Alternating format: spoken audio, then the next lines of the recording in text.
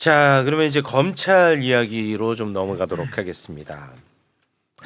검찰의 문제점은 한두 가지가 아닙니다만 아, 그럼요. 그 가운데 가장 큰 문제 중 하나가 검찰은 자신이 정해둔 타겟은 무조건 기소를 합니다. 예. 죄가 없는 것 같아도 약간 의심만 되면 기소를 해. 일단 하고 보지. 아. 예. 그리고 이제 무죄가 나옵니다. 무죄가 나오면 자신들이 또 틀렸다는 걸 인정하기 싫으니까 그거를 또 항소합니다. 네. 그러다가 결국 뭐 상고부문까지 가가지고 무죄가 나오면 그 당사자는 무죄가 나오더라도 이 사람은 돈 잃죠. 아, 평판 잃죠. 삶이 피폐해지는 겁니다. 그 완전히 그냥 인생이 아작이 납니다. 예. 윤석열이가 맨날 그 얘기 했거든요. 그냥 박살 납니다. 이 사람은 무죄가 나와도. 네. 자, 그러면 이거 억지로 기소해갖고 억지로 항소하고 끝까지 싸웠던 검사는 결국은 틀린 게 되잖아. 그래도 검사는 책임지지 않습니다. 네. 책임지지 않는 게 중요한 게 아니라 거기까지 가는 동안에 인정받아. 오히려 인정받는다고. 이미 얻을 건 다 얻는다고. 예. 그런 잘못된 이 검사들의 사고방식이 지난번 법사위에서 박상용을 통해서 어느 정도 좀 우리가 엿볼 수 있지 않았습니까? 네. 그때 그 박상용의 모습 다시 한번 보고 옵니다. 김성태 회장, 이화영 부지사, 이재명 전 경기지사 공소장을 본인이 작성했습니까? 그 이화영 부지사 그 확정 판결 나온 공소장은 제가 작성에 참여를 했고요. 그다음 지금 현재 진행 중인 대북 송금 사건 제3자 뇌물 사건에는 제가 참여하지 않았습니다. 그 세 사건은 왜 시기도 다르고 횟수도 다르고 장소도 다르고 액수도 다르고 수령자가 다릅니까? 그게 그렇게 다르다면 무죄가 나오지 않겠습니까? 변호인으로 참석하셨었죠. 이재명 전 지사를 조사할 때도 변호인으로 참석하시지 않으셨습니까? 예, 그때 그 내용을 잘 주장하셨다면 그것이 지금 법원의 현출이 좀 의원님 말씀하시는 대로 되지 않았겠습니까? 재판에서 네, 잘 정리되는 박근태 것이 의원님. 우리나라의 법 박근태 의원님. 체계입니다. 다시 봐도 힘들다 이거. 저 책임을 지지 않아. 다시 봐도 힘들어. 그러니까 이거 다시 한번 말씀드리지만 이재명 대북 송금 사건이라고 하는 단 하나의 사건이야. 예. 이 하나의 사건이야. 이재명을 위해서 북한에 돈을 보냈다는 거야. 하나의 사건인데 공소장이 세 개가 액수가 다 달라. 그리고 줬다는 사람이 다 달라. 말이 안 되잖아. 그거를 지적한 거야. 네. 시기도 다르고. 시기도 예. 그랬더니 저자가 아니 그럼 무죄 나오겠지 마 자식아 이거야. 너가 그거 잘 설명하면 되겠지 이런 거 아니에요? 그겁니다. 이 부분에 대해서 제가 정말 견디지 못하고 분노하지 않았습니까? 예. 이 부분을 오늘 이재명 대통령이 법무부 장관을 정확하게 지목을 하면서 여기에 대한 문제점을 아주 길게 이야기를 합니다. 예. 그 가운데 일부분만 저희가 추려봤는데요. 함께 보겠습니다. 억울하게 기소가 됐는데 몇 년 재판해가지고 돈 들여서 고통받고 해가지고 무죄를 받았어요. 검찰이 아무 이유 없이 항소를 해요. 그래서 또 막 한참 동안 돈 들여가지고 고생을 해요. 또 무죄를 받았어요. 또 상고해. 그래가지고 대법원까지 걸려가지고 돈을 엄청나게 들고 나중에 보니까 무죄는 났는데 집안이 망했어요. 이거 윤석열 대통령이 한 말 아닙니까? 검찰이 1심에서 무죄 난 사건 항소하면 그게 유죄로 바뀌는 확률이 얼마나 됩니까? 대충 한 5% 정도 됩니다. 최종적으로. 대법원은 어때요? 대부분은 저 1.2% 안 됩니다. 1.7% 정도 됩니다. 그럼 98.3%는 그냥 무죄를 받기 위해서 또 엄청나게 돈 들이고 고통받는 거죠. 네, 예. 지금 말씀하신 것처럼 아주 중대하고 예외적인 경우들 빼놓고는 상소를 금지하는 경우로 입법을 추진하고요. 중대 사건이든 경미 사건이든 억울한 사람 생기는 건 똑같다. 그게 포퓰리즘이잖아요. 네네. 사람들이 대중들이 흥분한다고 그 의문 사람 잡아가지고 특히 중대 범죄일수록 중형이잖아요. 네. 국가가 왜 이리 잔인해요 국민들한테. 제가 항상 문제 삼았던 맞아요, 부분. 맞아요.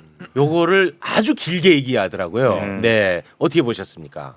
그 저희가 이제 형사 사건 제가 법률가일 때 보면은 그 형사 사건은 검찰이 무조건 3심 간다. 그러니까 유죄가 안 나오고 그러니까 유죄가 나와도 형량이 자기네는 원하지 않는 방향으로 나오거나 또는 무죄가 나오면은 무조건 3심까지 갑니다. 라고 의뢰인들한테 설명을 해요 미리. 그래요. 예, 이게 안타까운 대한민국 현실이고요. 검찰은 손해볼 게 하나도 없으니까. 예, 심지어 이제 구속 기소 사건들은 더 문제가 되잖아요. 네. 계속 구속 상태로 재판을 받는 거거든요. 그거는 예, 심각해지죠. 근데 나중에 이제 무죄가 나오면 예. 형사소송법상에 그 형사 보상금 제도가 있어요.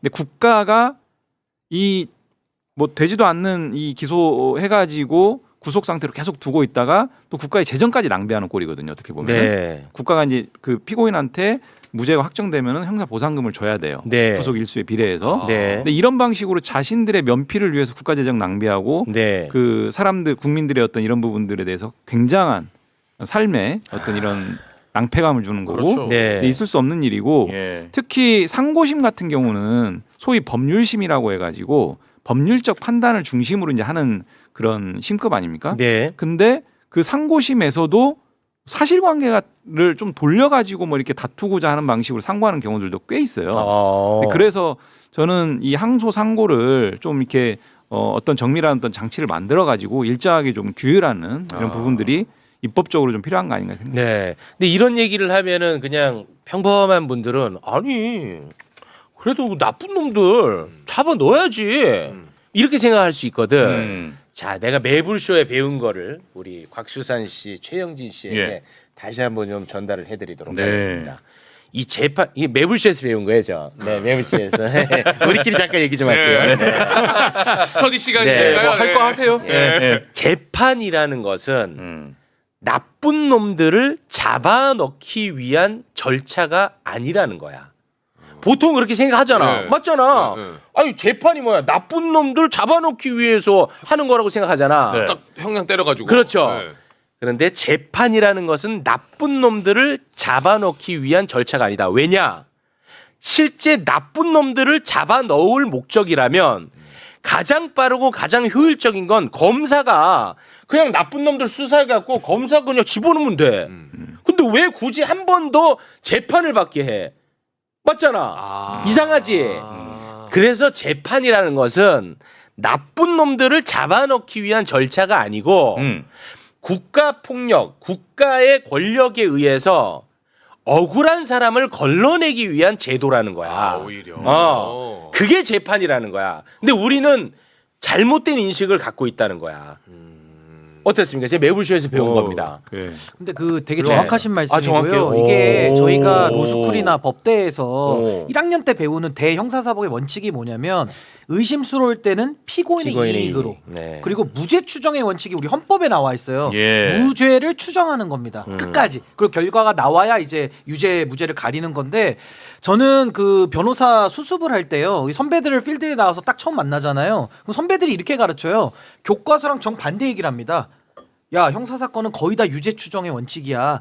다 이렇게 경험적으로 얘기를 해요. 선배 경험식으로. 변호사들이. 예. 그러니까 이제 형사 사건에 있어서 더 초기부터 붙어서 더 열심히 해야 되는데 요거를 가르치는 건데 들으면 갸우뚱하죠. 아니 학교에서는 다 의심스러울 때는 피고인의 이익으로 배웠고 맞아. 무죄 추정의 원칙을 배웠는데 왜 현실에서는 다 거꾸로 작동하느냐. 그러니까 이게 굉장히 켜켜이 쌓여온 문제라는 거예요. 그렇습니다. 그래서 저는 이게 지금 검찰권 남용 문제를 대통령께서 지목을 하신 건데 이건 국가 폭력입니다. 맞습니다. 그러니까 아까 박상용이의 저 발언은요. 억울하면 재판 변론 잘해가지고 무죄 받아내지 그랬습니까? 그렇죠. 이거 국가 폭력을 정당화하는 말이에요. 네. 전 있을 수 없는 말이고 박상용이는 그거 그대로 한번 당해봐야 됩니다. 진짜. 맞아. 그럼 느낄 진짜. 거예요. 그러면 느낄 거야, 진짜. 당해보면 느낄 거예요. 그게. 당해보면 느껴. 그러니까 이게 정말 좀 심각한. 그러니까 범인을 잡을 사람만 제한되게 잡고 억울한 사람을 걸러주는 게 형사사법 절차인데 네. 지금은 거꾸로 돼 있는 거죠. 그렇습니다. 이걸 바로 잡아야 됩니다. 정말 나는 이 부분이 정말 나는 너무 속상하고 너무 숨 막혔는데 이 부분에 대해서 이재명 대통령이 굳이 법무부 장관을 지목해서 예. 엄청 길게 얘기했다고. 엄청 길게. 그러니까 법무부 장관이 네 맞습니다. 그런데 아주 중범죄에 한해서는 그래도 검찰이 계속 항소하고 상고해서 잡아넣게 해야 되지 않겠습니까? 라고 했더니 이재명 대통령이 그거 참 그거 아니죠. 관심도가 높을수록 그거는 포퓰리즘이 될 수 있습니다. 네. 관심도가 높을수록 진짜 그렇잖아. 야, 이재명 대통령이 그렇게 목소리 걸걸했어요? 아니 너무나 진짜 너무 반가워가지고 이런 얘기가 나온다는 게 진짜 맞는 텔레파시가 말씀입니다. 통했나 봐요. 아, 저랑 그 생각이 굉장히 흡사합니다. 네. 거의 일치하죠. 예. 아니 진짜 그렇게 느껴져서 하는 거예요. 제가 오버하는 게 아니고. 예. 예, 고맙습니다. 뭐가 고마워요? 뭔가 고마워요. 이거 습관이야, 습관성. 내가 동의를 안 하는데. 야, 이거는 아무튼 그래서 좀 이번을 계기로 좀 바로잡혀졌으면 좋겠는데 이거는 그럼 어떤 식으로 바로잡혀질 수가 있는 거예요? 어떤 제도로? 지금 아까 정성호 장관이 이제 입법을 통해서 조금 그 규율하는 장치를 좀 마련해 보겠다라고 하는 것 같고요. 네. 그 부분과 관련해서 아까 말씀드린 뭐 법률심에 대한 제한이라든지 또 이 항소심에서의 어떤 제한이라든지 이런 부분들은 좀 그 정치하게 좀 다듬어야 될 부분은 있는 것 같습니다. 예. 네. 그리고 이거는요 검사징계법 이번에 그 개정이 됐잖아요. 법무부 장관도 검사를 징계할 수 있게 이제 청구권자가 맞습니다. 됐거든요. 네. 이거 바로 잡으려면요 무리한 기소했던 검사들 전수조사에서 징계를 해서 걸러줘야 됩니다. 진짜 걸러줘야 그러니까 돼. 책임을 안 지니까 자기들 멋대로 하는 거예요. 네. 그러니까 이 부분에 대해서는 그렇고 또 하나는 좀 더 정보를 투명하게 공개하는 쪽으로 가야 아하. 감시를 받아야 이제 검사들도 좀 몸조심을 하고 예. 이런 문제가 좀 고쳐질 수 있지 않을까 싶습니다. 네, 알겠습니다. 자, 그리고 그 검찰청 폐지 정부 조직법 개정안 국회 예. 본회의 통과됐고 네. 오늘 국무회의에서 이제 의결이 됐더라고요. 네. 근데 이제 1년 이제 유예 기간 이제 좀 아주 디테일하게 잘 예리하게 다듬어져야 되는데 네. 문제는 뭐냐? 지금 검찰 내부에서 검사들의 반발이 어마어마해요. 네. 그 막 그 내부 게시판에다가 엄청나게 지금 반발하는 의견도 쓰고 있는데 네. 뭐 걔네들은 뭐 항상 그래 왔고 음. 문제는 김건희 특검에 파견된 파견 검사가 40명인데 아, 이게 제일 걱정이야. 40명 모두 하나된 마음으로 같이 우리 이제 떠나겠다. 입장문을 전달을 했습니다. 야, 이거 입장문 어떡하냐. 좀 정리를 해주시죠. 아, 나 이 제일 열받아, 난 이 이게. 파견된 검사 40명이 오늘 오전에 파견 검사 일동이라는 명의로 민중기 특검에게 이 의견을 입장을 전달했는데 내용을 보면요. 최근 수사기소 분리라는 명분하에 정부 조직법이 개정되어 검찰청이 해체되고 검사의 중대 범죄에 대한 직접 수사 기능이 상실됐으며 수사검사의 공소유지 원칙적 금지 지침 등이 시행되고 있는 상황에서 이와 모순되게 파견 검사들이 직접 수사와 기소, 공소유지가 결합된 특검 업무를 계속 담당하는 것이 과연 옳은 일인지 혼란스러운 와, 상황입니다. 진짜 열받네. 파견 검사들이 일선으로 복귀하여 폭증하고 있는 민생 사건 미제 처리에 동참할 수 있도록 복귀 조치해 주실 것을 요청드립니다. 와, 진짜 어떻게 한마디가 이렇게 열받게 썼어? 이거 진짜 열받게 썼네, 글을. 열받는 정도가 아니고 와. 이거는 명백한 직무유기고요. 집단행동 금지에 위반되는 아. 형사처벌 대상입니다. 아, 그래요? 네, 처벌 대상이구나. 공무원이고 그 노만석 차장을 정점으로 해가지고 지금 아까 말씀하신 네. 이프로스에 뭐 그 글 글을 올리고 계속 이런 올리고 부분들 있- 있잖아요. 예. 대체적인 목소리가 딱 이거거든요. 검사 여러분 죄송합니다. 여러분들 의견 잘 반영해서 전달하겠습니다. 뭐 이런 방식인데 아. 지금 메시지가 완전 엉뚱하게 나가는 거죠. 국민들 앞에 반성하고 죄송하다고 해야 되고요. 네. 국민들의 의견을 충분하게 뼈 아프게 좀 받아 안겠다라고 해야 되는데 네. 자기네들 조직 내부에 단돌이 하는 거에 지금 집중하고 있어요. 아. 두 번째는 지금 예를 들면 기재부도 지금 쪼개있지 않습니까? 네. 네, 네. 기재부가 어떻게 보면 부처 내에서 자기네들 딴에는 가장 파워 있는 그 그렇죠. 부처라고 얘기하는데 예, 그건 맞죠. 그 기재부 공무원들 지금 뭐 이렇게 하나요? 저는 이 검찰의 그 뼛속까지 자리 잡은 이 특권 의식, 우월 의식의 발로라고 생각을 하고요. 파견 검사들은 자기네들이 가고 싶다고 가는 게 아니에요. 보내면 가서 일해야 되는 거고 다시 원대복귀 명령이 있어야 원대복귀 하는 거지. 네. 저런 방식으로 어디에 파견 안 왔는데 파견 그 공무원이 저 다시 돌아갈래요. 이거는 대한민국의 공무원 세계에서 있을 수 없는 일인데 네. 이게 그냥 특권의식과 우월의식 찌들어 있기 때문에 저렇게 그냥 쉽게 저런 행동들을 하는 거거든요. 네. 저거야말로 엄중한 징계 사유입니다. 저거. 그리고 말하는 그 뽐새가 굉장히 조롱조거든. 네. 야, 너네들 검사는 수사 기소 다 못한다며. 근데 우리는 수사 기소 지금 다 하고 있는데 나는 이거 못하지. 너네들이 이렇게 하지 말라. 이렇게 조롱한다니까. 난 그게 더 열받는 거예요. 그러니까요. 이거 관련해서 와. 김건희 특검에서 지금 입장들이 나오고 어떻게 있는데 어떻게 안 돼? 일단 파견 검사가 매우 혼란스러운 건 사실이고 심정적으로 이해가 된다라는 내용이 나오고 또 하나는 파견 검사 원대 복귀 요청한 거 현재 수사에 전혀 영향을 미치지 않고 흔들림 없는 수사 마무리를 위해 구성원들의 뜻을 모으겠다. 이렇게 지금 입장이 나오고 야 있습니다. 민중기 특검님 진짜 제가 박수 한번 쳐드리겠습니다. 이건 일단은 흔들리면 다행이네. 안 됩니다. 네. 진짜 저희가 진짜 끝까지 지지하고 응원하겠습니다. 네. 얼마나 본인이 좀 초조할까. 그렇지. 마음도 너무 상하고. 저는 좀 아쉬운 게 아니 심정을 이해하긴 뭘 이해해요. 저거는 엄중하게 꾸짖어야 됩니다. 정신 똑바로 차려라. 박수 회수합니다. 당신들 공무원이야. 공무원이고 국민의 공복으로 파견을 명 받았으면은 파견지에서 열심히 업무 수행해야지. 집단적으로 이렇게 나한테 요청문 들고 와가지고 항의하듯이 시위하듯이 자신들 공무원 최소한의 공무원의 자세와 자질이 안 갖춰진 거야. 네. 책상 앞으로 가서 빨리 일해. 엄중하게 꾸짖어야 돼요. 뭐 이해는 뭘 이해해요. 그러네 듣고 보니. 그리고 특검은 특수한 상황 때문에 엄중한 수사를 위해서 이렇게 그 수사 기소를 다 같이 하는 것이지 이거를 일반화시켜 가지고 뭐 정부조직법 수사 기소 분리하니까 우리도 왜 여기서 이러고 있는지 모르겠다? 말도 안 되는 비논리를 뭐 받아주고 할 게 뭐가 있어요. 듣고 보니 그러네. 근데 저는 좀 이제 같은 맥락에서 저는 좀 더 생각을 한 번 더 깊이 들어가 보면 네. 결국에는 이 검사들이 생각이 참 짧은 게 본인 선배들이 사고 쳐가지고 지금 나라가 이 지경 된 거예요. 맞습니다. 아니 그때 윤석열이가 난리를 칠 때 그 검찰에 정의로운 검사 10명만 있었어도 이 나라가 이렇게 안 됐단 말이에요. 맞습니다. 그러니까 그 책임을 좀 깊이 인식을 해야 된다. 그렇지. 그리고 지금 나라가 엉망진창 아닙니까? 그렇습니다. 검사들은 뉴스 안 봐요? 지금 나라가 정말 그 절벽 끝에 지금 놓여 있는 심정이거든요. 국민들은 네. 그런 상황에서 국민들 생각은 안 하고 네. 저렇게 자기들의 목소리에만 매달리는 게 너무 좀 유치하다. 유치해. 이런 생각이 들고 다만 이제 저는 현실적으로 우리가 볼 때 내란 종식이라는 큰 틀에서 우리가 검찰 조직도 그냥 모두 다 니들 다 안 돼. 다 그냥 손떼 이렇게 가기보다는 검사들도 그 안에 저는 등급들을 다 나눌 수 있다고 보거든요. 조금 더 고쳤을 수 없는 검사, 또 고쳤을 수 있는 쪽, 요걸 좀 더 우리가 세밀하게 좀 살필 수 있다면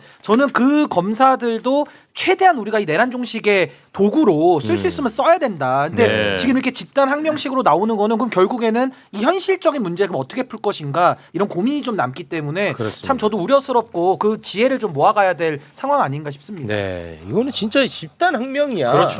본질은 그렇죠. 예. 그리고 이 사람들은 진짜 다른 나라에 살고 있는 거야. 지금 뭐 대한민국 내란 척결이고 뭐고 이런 건 솔직히 관심조차 없어 이 사람들은. 그런 거 없어요. 없어. 자기 밥그릇이지 뭐. 그렇습니다. 네. 김건희 특검이 할 게 제일 많은데. 바쁘고 진짜. 진짜. 저는 검사들의 지금 최근에 보여지고 있는 일련의 행태들이 오히려 검찰 개혁의 어떤 당위성, 필요성들을 더 확인시켜주는 과정이라고 보고요. 예. 박상용 검사, 최지영 검사 그때 네. 입법 청문회 나와가지고 보여줬던 어미준이. 행태들 네. 정말 가관 한 가관 100배 정도 되는 그렇습니다. 행태들이잖아요. 네. 국민들이 딱 보고 야 검사가 저렇구나라고 하는 것을 아주 직관적으로 느꼈을 것 같아요. 맞아요. 그렇습니다. 네, 지금의 이 파견 검사들의 행태도 마찬가지고요. 네. 스스로들의 발목을 계속 잡아가는 거예요. 네. 이거 혹시 그 법무부 장관 차원에서는 혼을 낼 수 있는 방법은 없나요? 제도적으로? 징계 청구권이 있습니다. 징계 청구권. 네. 이제 장관에게 검사징계법 개정이 돼서 네. 징계 청구권이 있죠. 그 현재 그 시행이 되고 있는 거죠. 네. 그러면은 정성 호랑이 장관님 이럴 때 한번 좀 공개적 발언 한번 해주시면 어떨까 싶어요. 맞아요. 이거는 진짜 중대합니다. 있을 수 없는 일이다. 예. 이거는 나는 집단 혁명으로 느껴진다. 지금 그렇죠. 원대 복귀하지 않으면 원래 그 특검 제자리로 돌아가지 않으면 나는 이것을 징계할 수밖에 없는 입장에 놓여 있다. 네. 지금 바로 본인의 자리로 돌아가시오. 딱 이렇게 한마디 해주면 어떨까요? 네. 그러니까 이제 뭐 법무부 장관이 조직을 추스르는 입장이기 때문에 네. 그런 뭐 강경한 입장도 전 충분히 검토를 해볼 수 있다고는 봅니다만은 이게 아까 제가 말씀드린 대로 검사들 3,000명 자체를 통으로 그러면은 우리가 다 배제를 할 것이냐? 그럼 특검 같은 이런 문제들에 있어서는 또 해결이 어려운 부분도 그렇죠. 있거든요. 이게 그러니까 어렵지. 저는 이걸 가지고 조금 이런 제도 개선의 문제와 현재 있는 조직을 그래도 최대한 우리가 쓸 수 있는 데까지는 활용을 해서 지금의 이 국정 이 농단과 이 내란과 관련된 김건희 관련된 문제들을 또 처리해야 될 문제도 저는 상당히 중요하다고 보기 때문에 네. 그래서 저는 조금 더 민주당에서 강한 목소리만 내기보다는 조금 더 전략도 가미가 된 그런 좀 복합적인 전술을 좀 쓰는 것이 더 현실의 문제 해결하기 위해서는 좋지 않을까 네. 이런 생각을 가져봅니다. 알겠습니다. 이 부분은 우리 법조인 분들에게 짧게 좀 질문 형식으로 던지면서 이야기를 좀 나눠보고 싶은데요. 형법상 배임죄라는 게 있는데 그 배임죄를 이제 폐지하고 대체 입법을 마련하겠다. 예, 요런 이제 결론을 냈거든요. 정부하고 민주당이. 네. 그러니까 배임죄라는 것은 임무에 위배되는 행위를 했을 때 처벌을 받는 겁니다. 근데 이게 이제 뭐 처벌 기준이 모호해가지고 뭐 자의적 판단에 개입이 좀 많이 되고 기업을 위축시킨다 뭐 이런 얘기가 좀 있었나 봐. 있었어요. 예. 그래서 요거를 이제 폐지한다는 건데 이것과 관련해서 또 국민의힘은 나 국민의힘은 좋아할 줄 알았거든. 왜냐하면 이 기업들이 좋아하거든 이거. 아, 오히려. 기업들이. 그러면 네. 국민의힘이 아이고 소 뒷걸음에 지잡았네 민주당. 너네 요거 하나는 잘했다. 나 박수 칠 줄 알았거든. 네. 근데 국민의힘이 이거는 이재명 구하기법이다. 라면서 또 맹비난을 쏟고 있습니다. 대장동 관련해서 이재명 대통령이 배임죄로 기소가 된 상태거든요. 그래서 그거 너네 면피시켜 주려고 아, 네네. 배임죄를 폐지하는 거 아니냐 뭐 이런 식으로 또 엮어버리던데 요건 제가 잘 몰라서 설명 부탁드립니다. 배임죄는 말 그대로 이제 형법에도 있고요. 상법에도 이제 배임죄가 규정이 되어 있습니다. 상법은 말 그대로 그 기업 경영하는 과정에서 이제 그 배임을 이제 특별하게 규정하는 부분인데 지금 얘기 나오는 것은 일반적인 형법상 배임죄를 좀 그 교통정리하겠다라는 부분인데 예. 사실 배임죄가 기업 경영진들에게만 적용되는 건 전혀 아니고요. 예를 들면 뭐 단체의 어떤 장이라든지 그 어떤 역할을 맡았는데 그 역할을 온전하게 제대로 수행하지 않아서 어떤 피해를 야기하는 부분들에 대해서는 그거에 대한 책임을 형사적으로 묻는 내용이에요. 근데 저는 이 부분이 완전히 없앨 수는 없다. 근데 그러면은 지금 배임죄 자체는 폐지하더라도 대체입법이라는 게 바로 그런 지점이거든요. 완전히 네. 없앨 수는 없고 그 소위 말하는 범죄 구성 요건을 조금 더 명확히 한다라든지 형량을 뭐 조정한다든지 이런 방식의 어떤 내용적 논의를 해서 네. 조금 변경하겠다라는 취지이고요. 네. 이것과 관련해서는 오래전부터 계속 나왔었던 얘기고 특히 기업에서 많이 나왔던 얘기입니다. 재계에서. 근데 국민의힘도 사실 이걸 계속 주장했어요. 배임죄 문제에 대해서. 근데 이제 와서 지금 이재명 대통령 관련 사건이 하나 계류돼 있다는 이유만으로 이걸 이재명 구하기 그러면 반대로 이재명 구하기니까 이 배임죄 폐지하지 말자는 것인지 다른 방안이 뭐가 있는 것인지에 대한 얘기는 아무것도 못해요. 네. 그냥 정치적 색깔 칠하기만 하는데 네. 굉장히 무책임하죠. 이런 책임하지. 방식이. 네. 네. 혹시 뭐 덧붙일 말씀 좀 있으십니까 법조인분들? 아니 없어요. 원래 네. 그 정치하는 사람들이 내가 여당일 때는 이거 주장하다가 내가 야당 되면 갑자기 또 막 반대를 주장하는 거. 네. 이게 하루 이틀 일이 아니잖아요. 그 최악의 정치죠. 네, 그리고 사실 배임죄는 요건이 좀 애매해가지고 유죄 만들기가 어려워요. 아 네, 유죄 유죄가 잘안 만들기가 나와요. 어려워요. 네, 아, 그래서 오히려? 차라리 이렇게 형사적으로 하지 말고 어차피 결국은 손해를 입혔다는 게 핵심이니까 네. 그 손해에 대해서 오히려 그 배상을 해주도록 해라. 아. 민사적으로 아. 그게 훨씬 더 낫잖아요. 그러면 그래서 그런 식으로 좀 생각을 해보는 게 맞거든요. 네. 그리고 원래 국민의힘도 그런 식으로 주장을 해왔었어요. 네네. 네. 근데 갑자기 이제 이것도 이렇게 안 한다니까 민주당이 기업들한테 인기 얻을까봐 또 아 인기 얻을까봐. 인기 얻을까봐 지금 또 되게 싫어하면서 아. 또 이재명 대통령 어떻게 하면 또 괴롭힐까 이제 이 생각을 아이고. 사실 하는 거거든요. 아 그렇습니까? 예. 네. 그러니까 요거를 좀 논의를 카테고리로 모으면 이제 형벌의 이제 비범죄화 우리가 논의를 좀 해야 되는 거예요. 그러니까 너무 형벌권을 갖다가 편만하게 쓰고 또 특히나 배임죄 같은 경우는 코에 걸면 코걸이고 귀에 걸면 귀걸이식으로 이제 적용이 되다 보니까 네. 이게 참 문제가 많고 또 하나는 공직선거법상의 허위사실 유포 같은 경우도 그 말 가지고서 규제해가지고 정치를 못하게 만드는 그것도 이재명 대통령 관련된 사건에 적용된 혐의이기도 한데 이런 부분들은 저는 이제 비범죄화로 우리가 좀 고민할 때가 됐다. 네. 너무나도 악용됐던 사례가 많아가지고 한번 진지하게 좀 검토해볼 필요가 있다고 봅니다. 네. 네. 이번에 지금 대통령이 바꾸려고 하는 내용의 취지는 정치 검찰이 자기네 목적에 따라서 그 막 마음대로 이 검찰의 기소권에 휘둘렸던 거를 최소화시키겠다는 이런 측면도 있는 거거든요. 예. 네. 좀 본인들 반성은 안 하고 맨날 이랬다 저랬다 하니까 황당무계하죠. 네, 오세훈까지만 배임죄로 처벌하고 폐지하면 어떨까? 저는 개인적으로는 그거 제 개인적인 예. 생각입니다. 네, 그건 좀 아쉬움이 왜냐면 한강 있습니다. 버스 이거 지금 요, 문제가 저런 생각했죠. 요거까지만 배임죄로 처벌하고. 여기까지만 하는 걸로 우리가. 아 이거는 확실히 처벌해야 돼. 요게 좀 아쉽더라고. 뭐야 세금 엄청나게 지금. 오세훈까지만 근데 또- 다른 게 또 오세훈까지. 많이 있기 때문에. 아 많아요. 다른 게 또 많이 있기 죄송합니다. 아니 근데 이렇게 되면 아쉽더라고. 제2, 제3의 이재명 대통령 같은 피해를 보는 분들이 나올 수가 있어서 그래요. 아, 그러니까 이 부분은 좀 근본적인 고찰이 좀 필요하다. 그래도 그래? 오세훈까지만. 오세훈까지만 좀 배임죄로 그냥 완전히 징역 10년 때린 다음에 아유 그래요 폐지합시다. 오세훈도 폐지하자고 하니까 폐지합시다 하고 딱 폐지하면 정말 꿀맛인데. 아 너무 좋죠. 그게 개인적으로 조금 아쉬움이 있었습니다. 네. 네, 고맙습니다. 그거는 부칙에서 시행 시기를 바꾸면 되는 거 아니에요? 그 거기다가 부칙으로 네. 오세훈까지만 하고 요렇게만 쓰면 됩니다. 한강 버스는 적용해야 할 듯. 그렇습니다.